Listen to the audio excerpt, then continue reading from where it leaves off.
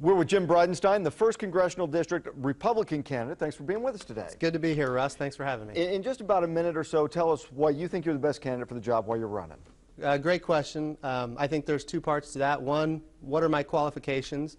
And two, how am I different from my Democratic opponent? First, I went to Jenks High School. I'm from the 1st District. I went to Rice University. I had 3 majors: economics, business, and psychology. I have an MBA from Cornell University. I'm a pilot in the United States Navy. I flew combat in Iraq, flew combat in Afghanistan, and I still fly counter-drug missions in Central and South America as a reservist in the United States Navy. So the big deal here in this election, and this is across the whole country, in congressional races, senatorial races, and the presidency, we have two very different philosophies.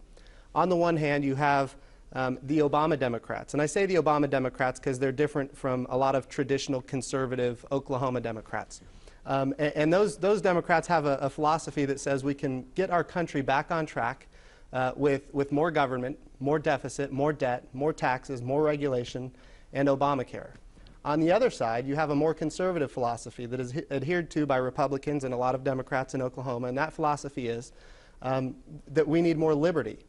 Free markets, limited government, low taxes, low regulation. We believe in this country that if you have a business, we believe that you built it. And I think that that philosophy is adhered to more in the 1st District of Oklahoma than the opposing philosophy. All right, let's talk a little bit about the economy. Sure. Getting jobs and bringing jobs to the 1st District. What would you do if you're elected to boost the economy and bring jobs here? Well, I think that that's absolutely the most important question in this race and across our country. I think it starts with our pursuit of North American energy independence. If we had that as an objective, which Mitt Romney has as his objective, if we had that, it'd be great for the 1st District of Oklahoma. What we have to do, we have been blessed in Oklahoma and in America with tremendous amounts of natural resources. And the Obama administration has worked extremely hard to prevent us from accessing those resources. We need the ability to produce and distribute those resources. It starts with the approval of the Keystone Pipeline, but it also includes rolling back all of the excessive regulations that prevent us from drilling on public lands. So energy independence is critical. It'll be great for the state of Oklahoma. But also I think that the aviation industry here is important as well. And we need to send people to Washington, D.C. that are not going to demagogue private aviators or business aviation, which is critically important for the 1st District of Oklahoma.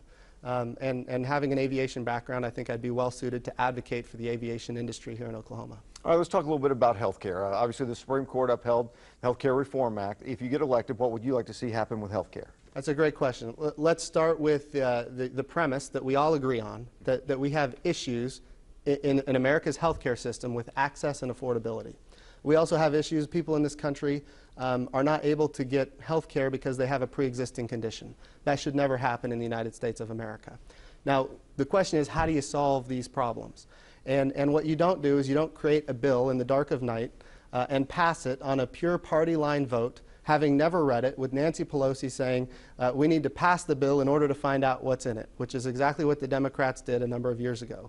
And now we find out what's in it. You have to buy the insurance that perfectly conforms to what Obama wants you to have.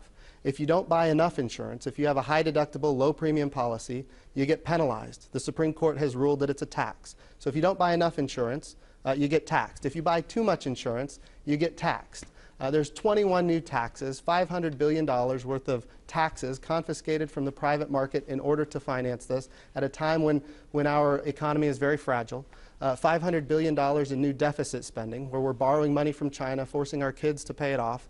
$716 billion taken from Medicare. And if you buy the insurance that perfectly conforms to what Obama wants you to have, that insurance includes abortifacients, which are abortion-inducing drugs. And this is an idea that's antithetical to many of the beliefs of the people in the 1st District of Oklahoma. So it starts with, health care reform starts with the repeal of Obamacare. That's the starting premise. Now, there are things we can do within healthcare to increase access and affordability within the free market, and those things would include enhancing health savings accounts so people can save tax deferred for their health care needs, and also allowing insurance companies to buy and sell insurance across state lines. So that we can, reduce costs and increase competition. All right, we'll have to leave it there. All right. Jim Bridenstine, thanks. Thank you so much.